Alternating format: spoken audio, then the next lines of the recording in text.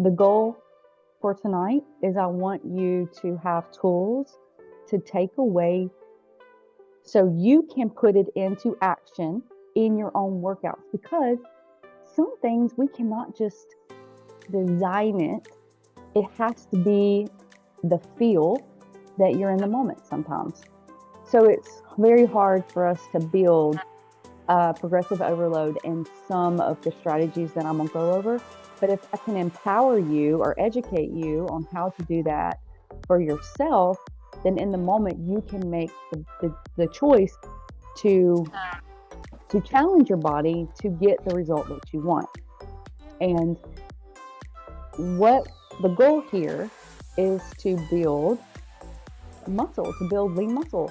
Especially as we age, we need that. And I've said it on previous calls, where when we have, the more muscle we have in our body, the more that our hormones will be more balanced, especially when we get closer to menopause and in menopause. So,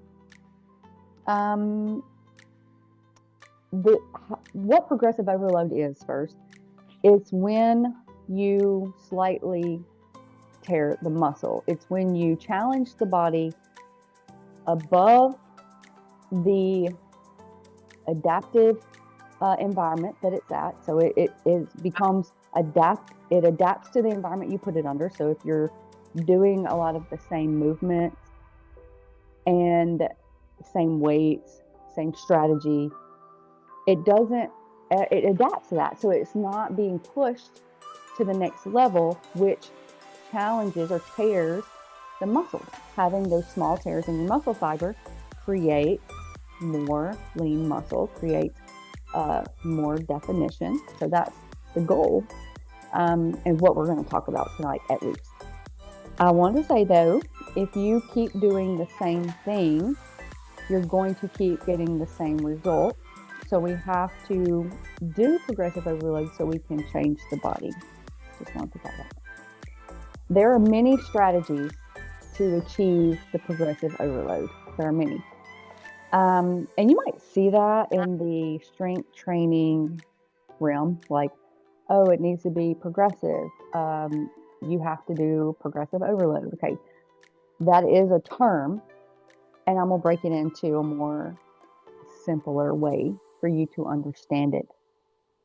And I want you to think about your own movements, your own strength training movements that you're doing currently, and how you can do progressive overload on your own. Okay. One way to achieve it is increase weights every 4 weeks. And we do that. It's easy to build that strategy in your workout plan, having a progression every 4 weeks. So if you're doing bicep curls with 8-pound sets, and then in 4 weeks, hey, let's try 10-pound sets. Okay. So that's one way to do it. Another way is progressing movements every 4 weeks. So that's things like, instead of doing kneeling push-ups, you could do full push-ups. Or there's 3 variations to a push-up. There's I call it the only chest push-up, where you're pretty much, your butt's in the air and you're lowering yourself down on your knees. Your butt's in the air and you're on your knees. And then you're just using your chest muscles for the push-up. That's one variation. Then another variation is in a kneeling plank and doing a push-up.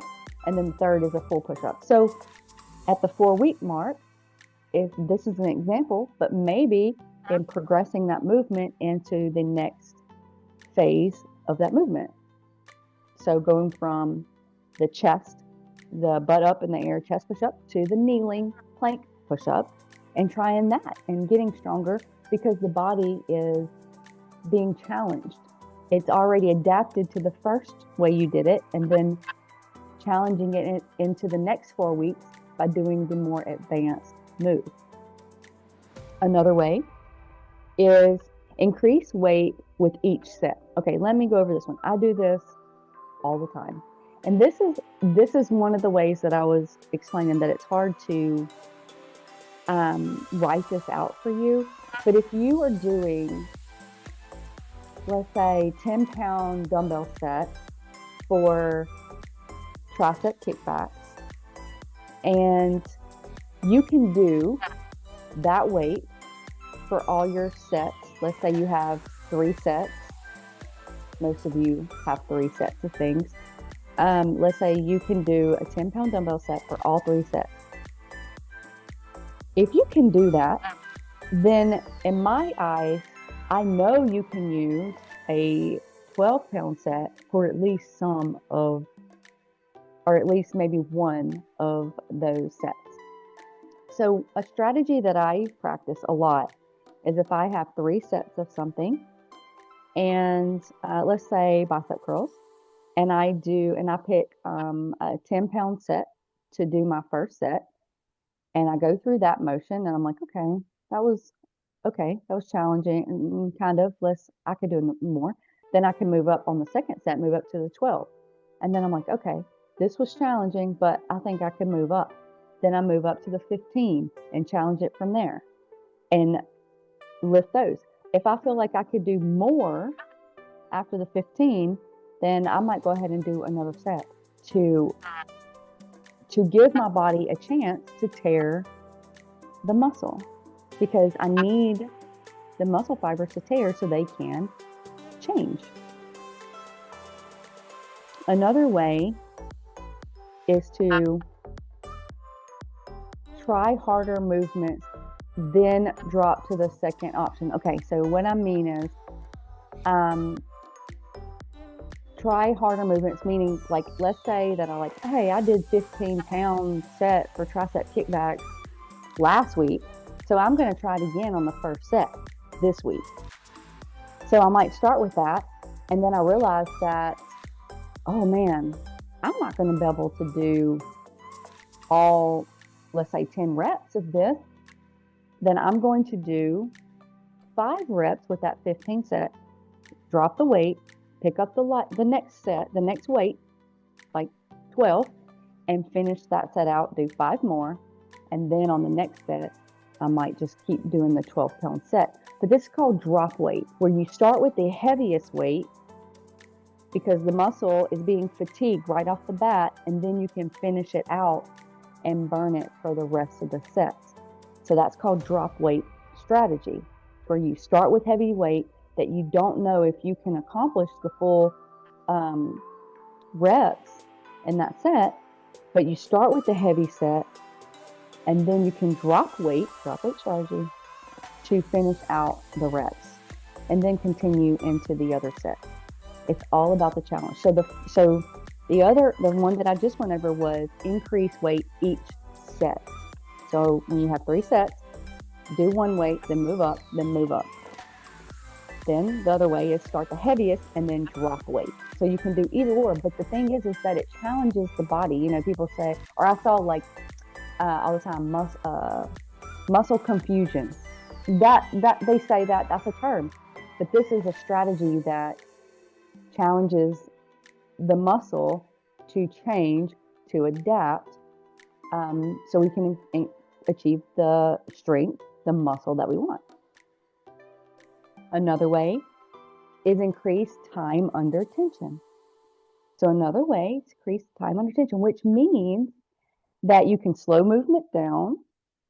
It is, I say tempo pace because I count seconds, like 3, 2, 1, down, 3, 2, 1, down. So I count seconds a lot during my training just because I'm creating more time under tension.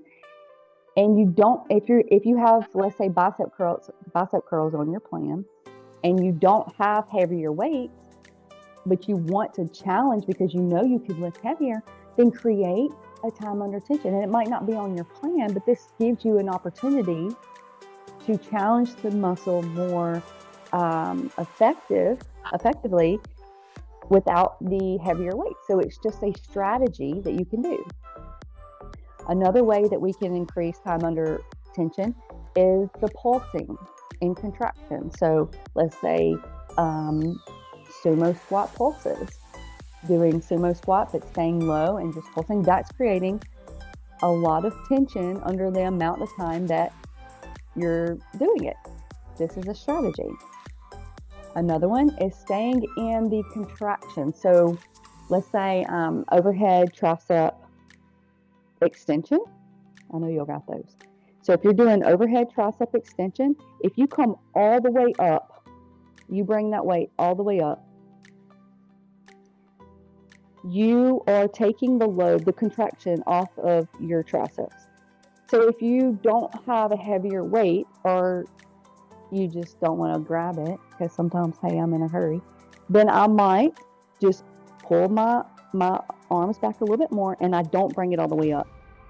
I pretty much do halves, because that way the tricep is being engaged the whole time. It's never coming out of that contraction. It is constantly under the tension. So there are so many ways that you can create a challenge, a progressive overload in your workouts, either in a long period of time, like 4 weeks, or in the movement or in the sets itself. But I want you to be an advocate for yourself, because if you want more lean muscle, more fat loss, the way we can do that is by building more or challenging our muscles so they can adapt and get leaner. Here's some tips on reps. 15 plus reps, so 15 reps and more, is for endurance. Now, for weight loss, all rep ranges goes into the weight loss strategy. So you can do a lot of reps, 15 plus, 10 to 12, 6 to 8, whatever reps.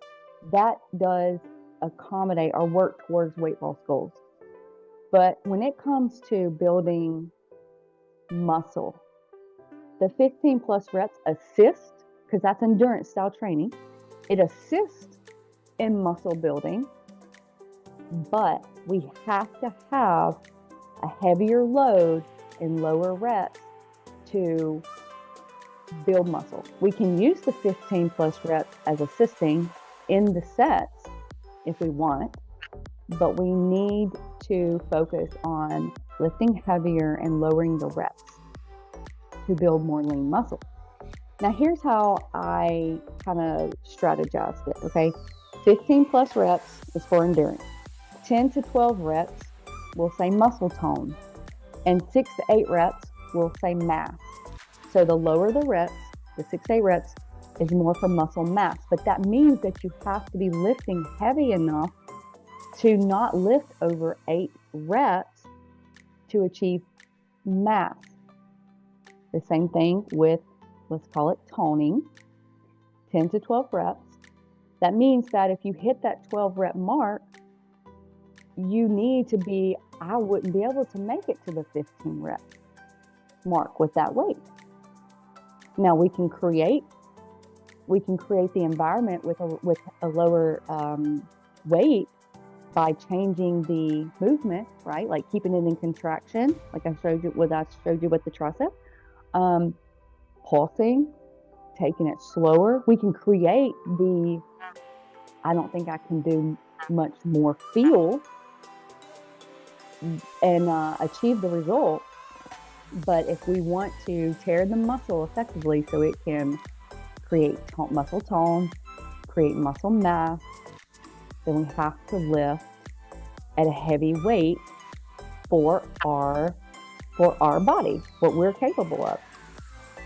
So in the 6 to 8 rep range, this is how I would strategize it. For example, if I have 3 sets and I start with, let's just go with bicep curls. I start with a 12-pound set and I do 12 reps. And I'm like, okay, I got that. I did it. It was challenging, but it was fine. Then the second set, let's say I don't move up. I stay with the 12-pound set and I do it again. I'm like, okay, I'm going to push myself to the next level. And I'm thinking I'm going to try to achieve the 12-pound rep. So I get the 12, trying to achieve the 12 reps. with the 12-pound set. And then I grab the 15s, but I only make it to 8 reps. Let's say I only make it to 8 before I'm like, I can't lift this again without compromising form. Then that's good. I put the weights down. I don't have to continue on to the 12 reps, because when I'm lifting that heavy and I'm only achieving 8 reps, then I am in the mass. I am in the muscle mass realm, because the muscle cannot push that weight anymore. So it is forced to tear to adapt. So I'm achieving that. And the more times that we do that, so 3 sets, 4 sets, then it gives it the opportunity to break down to accomplish the goal we want, to become leaner, build more mass, build more muscle tone. The tips on sets is, I want you to add more sets if you feel like you haven't achieved the burn that you need.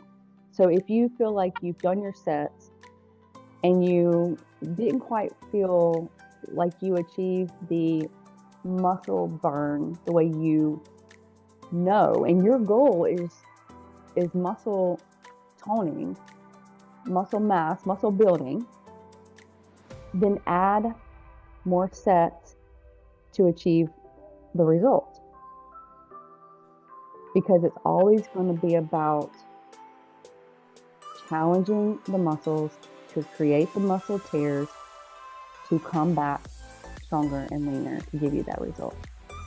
If your goal is weight loss predominantly, then you don't have to worry about this right now, because this is for the ones that really want to focus on the muscle building, because they have accomplished weight loss. They have achieved that thus far.